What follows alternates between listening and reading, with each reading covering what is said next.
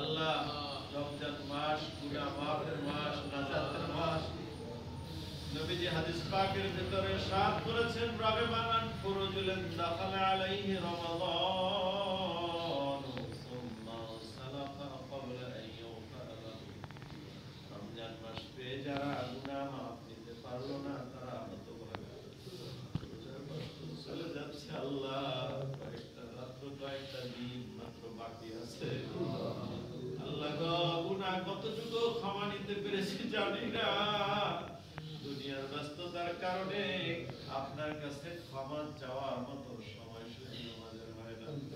আজকে আমাদেরকে যে আল্লাহ আপনার দরবারে হাত তুলেছি, যার হাত আপনার কাছে পছন্দ, সেই হাতের উসিলায় বাকি সব গুনাহগারদের জিন্দেগীর গুনাহগুলোকে আল্লাহ আপনি মাফ করে দিন।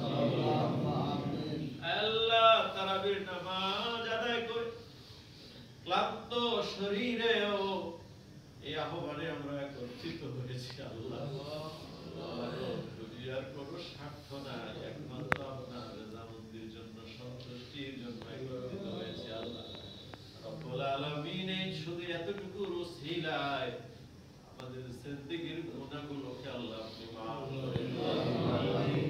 হে রব্বুল আলামিন, আমাদের সকলের মুরব্বি আদরের হযরত পীর সাহেব হুজুর কেবলা,